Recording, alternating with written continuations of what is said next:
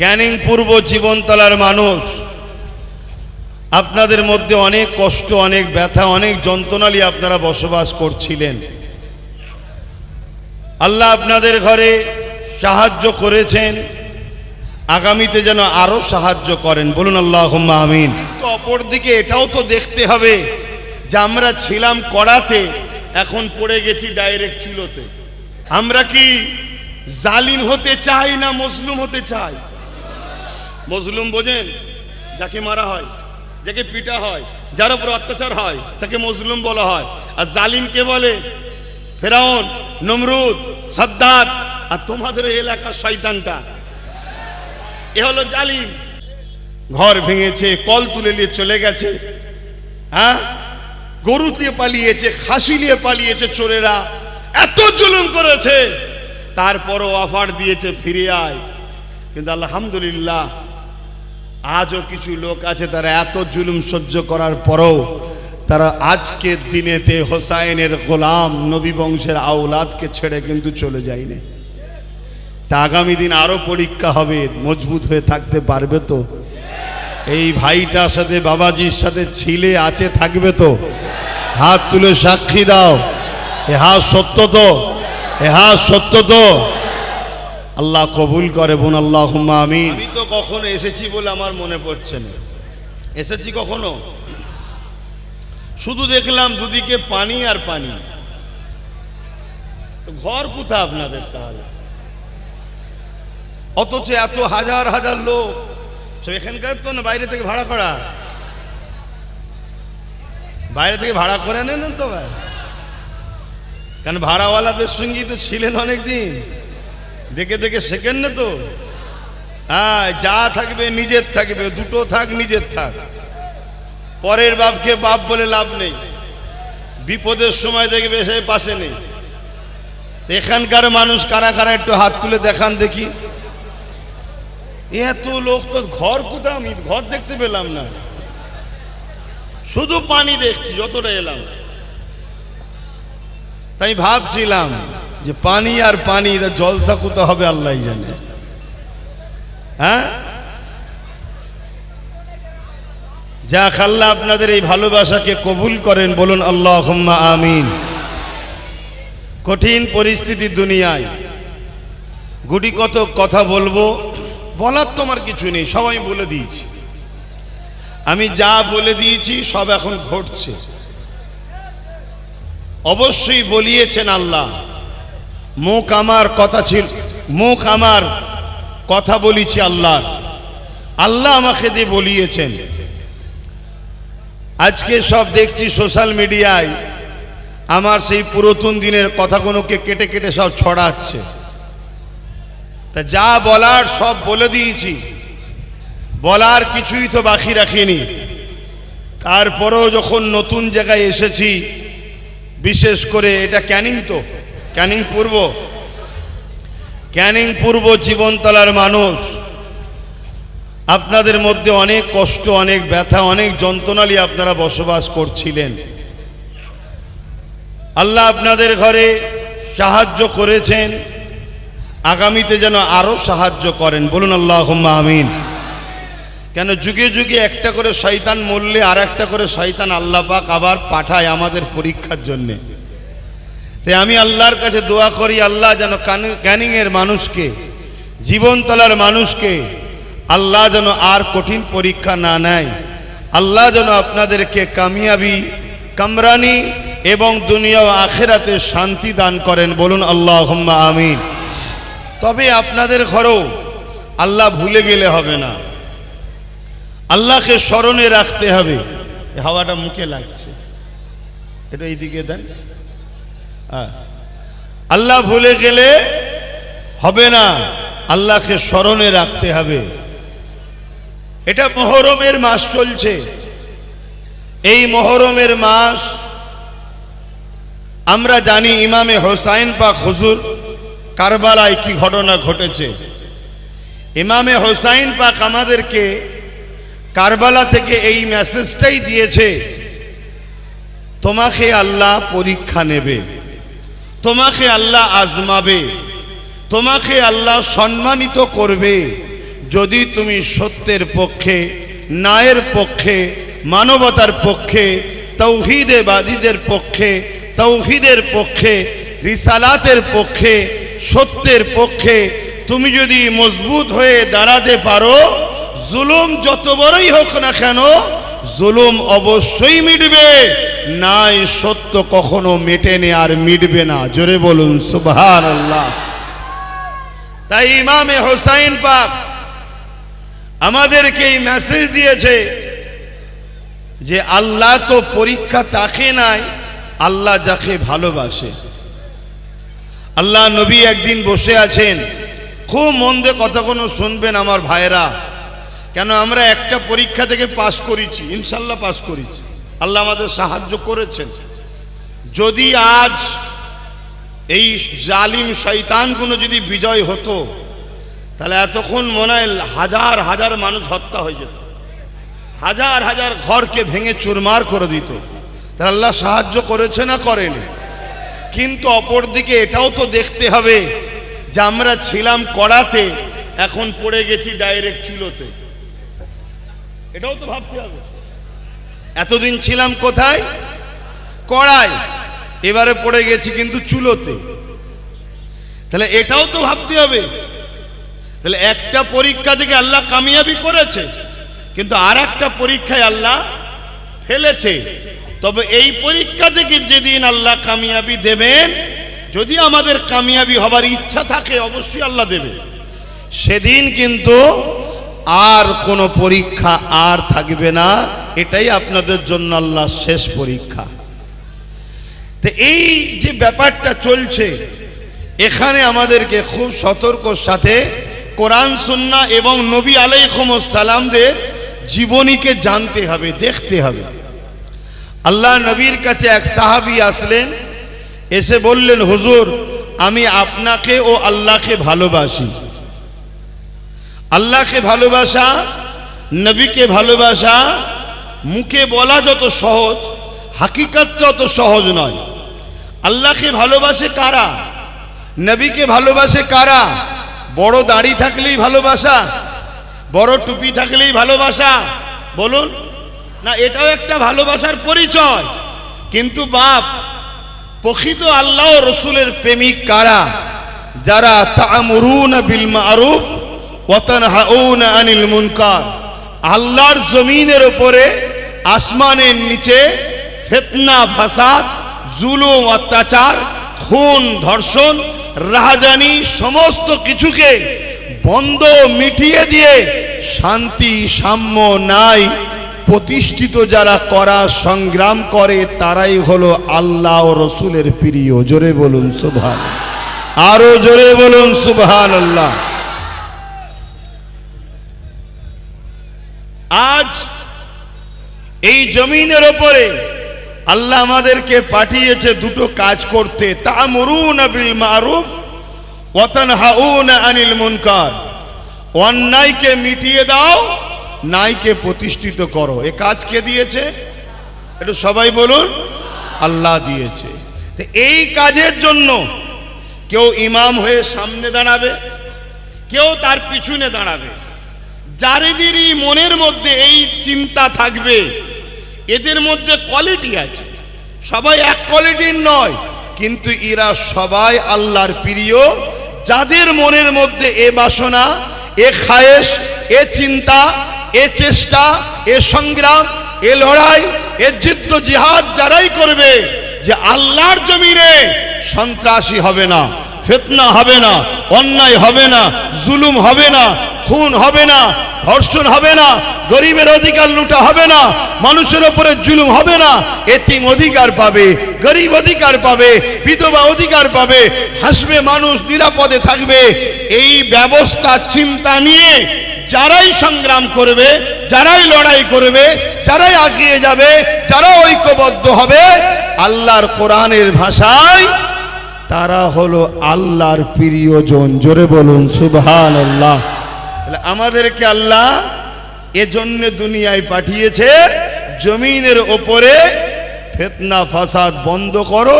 তোমরা আল্লাহর পক্ষ থেকে প্রতিনিধিত্ব করতে এসেছো, খলিফা, প্রতিনিধিত্ব করতে এসেছো। আল্লাহ তাই কোরআনে বললেন কুনতুম খায়রা উম্মাতিন, আল্লাহ আমাদেরকে শ্রেষ্ঠ উম্মত বলেছে। কেন? এই কাজ, এতিম তাদেরকে নিরাপত্তা দেবো, তার খাওয়ার ব্যবস্থা, থাকার ব্যবস্থা, বিধবা তার উপর যেন জুলুম না হয়, তাকে মর্যাদা স্থান দেবো, নিরাপত্তা দেবো, সমাজে কোন রকম অন্যায় অত্যাচার হবে আর উম্মতে মুহাম্মাদি চুপ থাকতে পারবে না। আর যদি কোনো মুসলমান নামধারী আলেম হোক, মুফতি হোক, পীর হোক, বক্তা হোক, ওয়াইজিন হোক আর সাধারণ মুসলমান হোক, যদি জালিমের সাথ দেয় তাহলে জেনে নিতে হবে তাকে কোরআন ও হাদিসের ভাষায় মুনাফিক মুসলমান বলা হয়। এই কথাগুলো বুঝতে পারছেন? এটাই হয়েছিল কারবালায়। ইমামে হোসাইন পাক, তিনার কোনো গদির দরকার ছিল না, তিনি গদি দখলের লড়াইয়ে যায়নি। আজ হোসাইনের গোলাম, হোসাইন পাকের জুতো ধুলো চোখে সুরমা হোক আব্বাস সিদ্দিকীর, হোসাইন হুজুরের গোলাম। আমি কোনো গদির জন্য লড়াই করছি না যে আমার গদি দরকার, আমি নেতা হব, আমি পিএম হব, সিএম হব। নাউজুবিল্লাহ মিন জালিক। 5 বছরের ক্ষমতা মানুষ সরে গেলে কুকুরও চেনে না। দেখুন না, যাকে মা বলে ডাকতো, যাকে আইডল বলেছিল, যার নিয়ে কত রকম ভাষা ব্যবহার করেছিল, কেউ কেউ তো আল্লাহ বলে ফেলেছিল, ঠিক না? আজকে শুধু গদিটা চলে গেছে, তার দলের লোকই বলছে ওর মতো বড় বদমাইশ কেউ নেই। ও চোর ছিল, ও ডাকাত ছিল, ও বদমাইশ ছিল, দেখুন তার দলের লোক।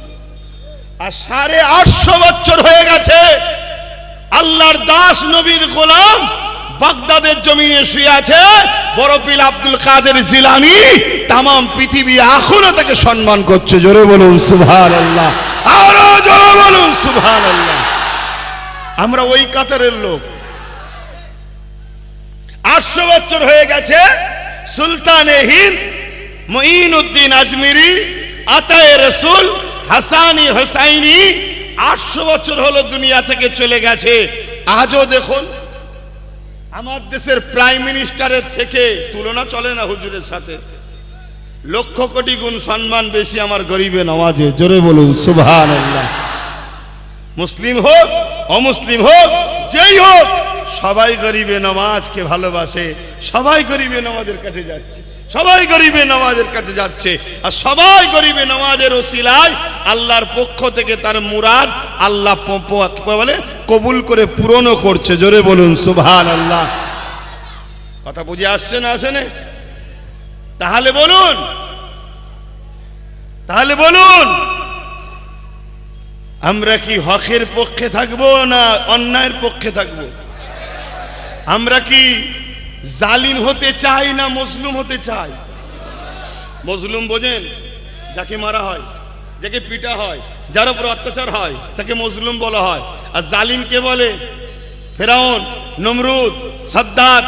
আর তোমাদের এলাকার শয়তানটা এ হলো জালিম। শুনছেন তো নাকি? তা আপনারা জালিম হওয়া পছন্দ করছেন না মজলুম? আল্লাহ আমাকে মজলুম করুক, জালিমের দলে যেন না দেয়।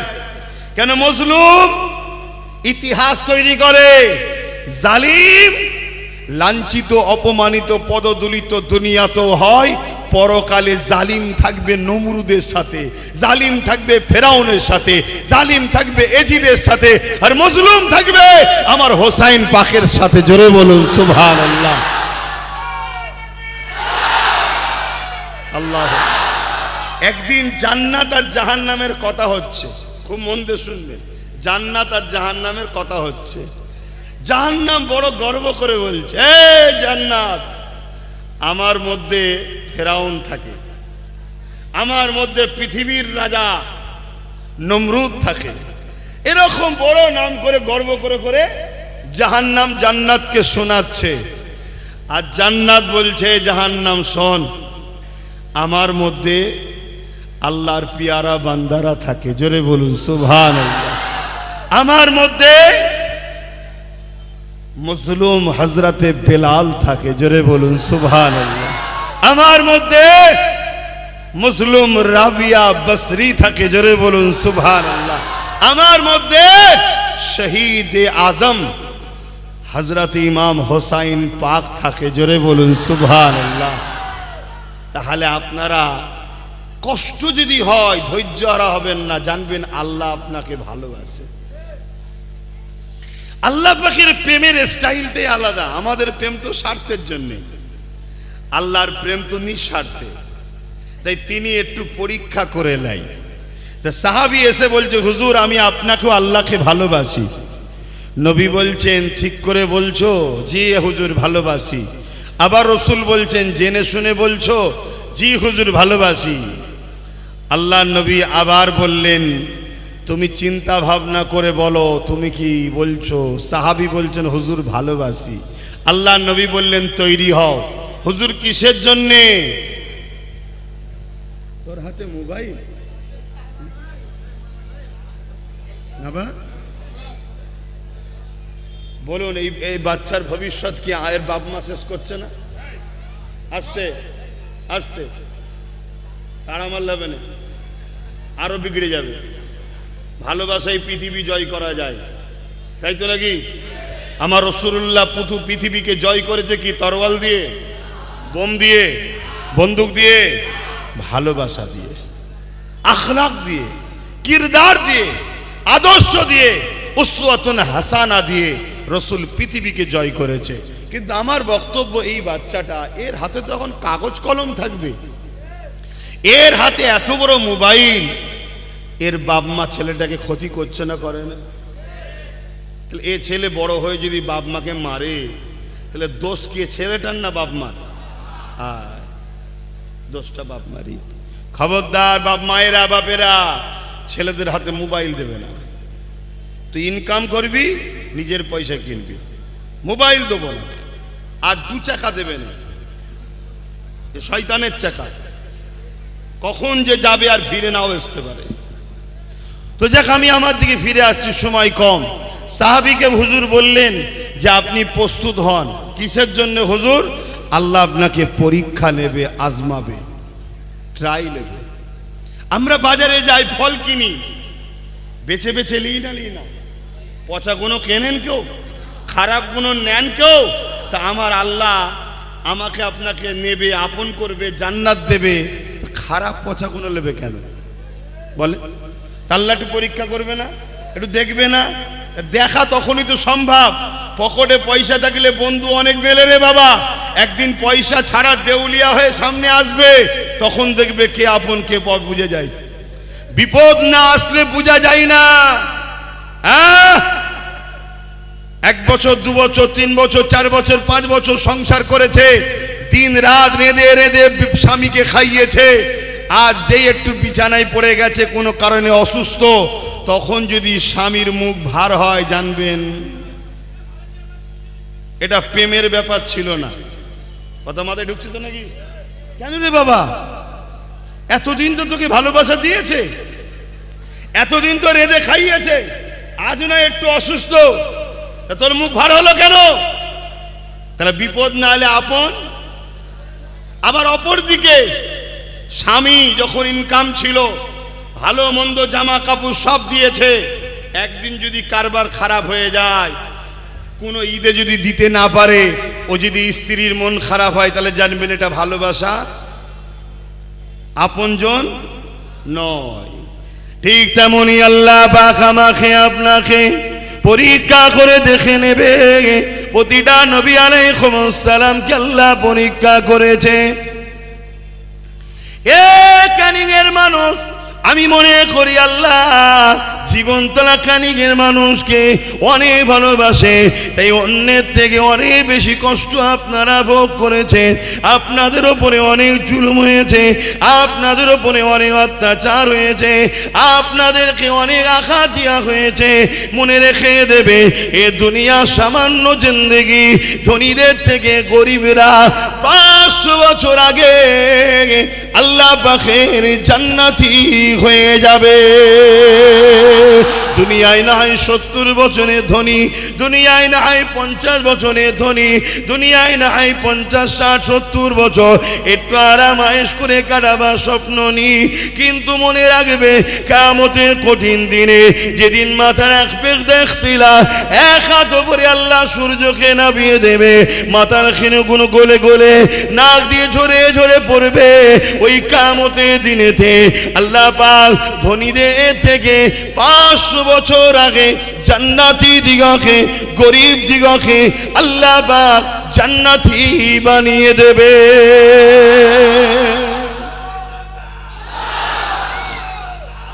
আল্লাহু আকবার। আস্তে, সময় কম ভাই।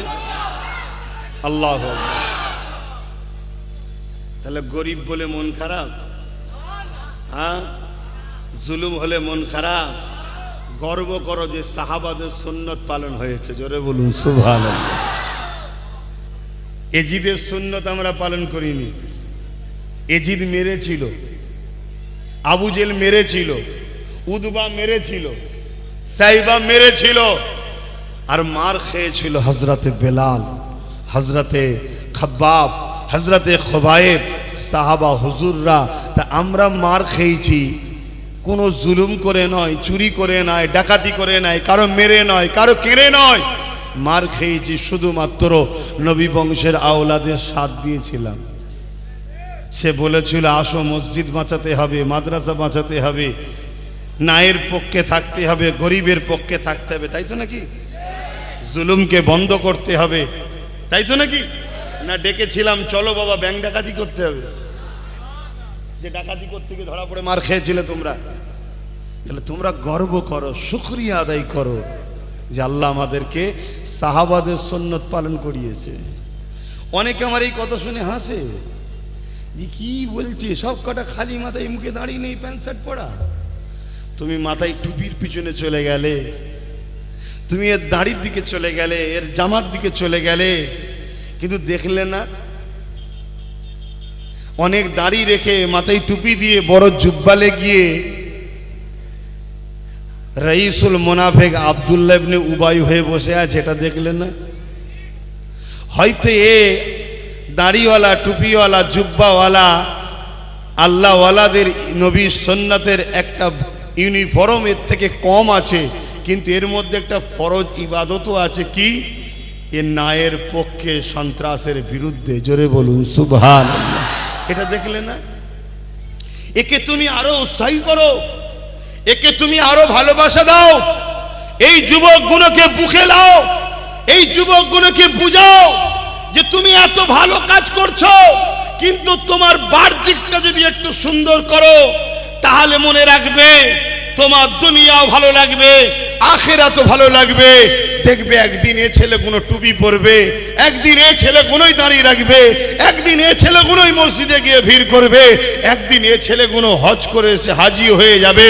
কিন্তু হজ করে বহুত হাজি আছে মিথ্যা মামলা দিয়েছে, হজ করে বহুত হাজি আছে হারামের টাকা নিয়েছে, হজ করে বহু হাজি আছে আফগানের টাকা চুরি করেছে, হজ করে বহু হাজি আছে পরের ঘরের কাটমানি খেয়েছে, হজ করে এমন হাজি আছে লোকের তেরপল পর্যন্ত চুরি করেছে, হজ করে এমন হাজি আছে বিচারের নামে নারী সতীতা নষ্ট করেছে।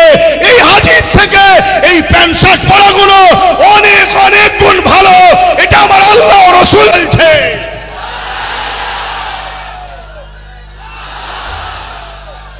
এদের মধ্যে লেবাসে কিছু ভুল আছে, বাহ্যিক কিছু ভুল আছে, কথা বুঝে আসছে না? নয়, কিন্তু এদের মধ্যে একটা ভালো খসলত আছে, যে খসলতটা হলো সাহাবা হুজুরদের সুন্নাত।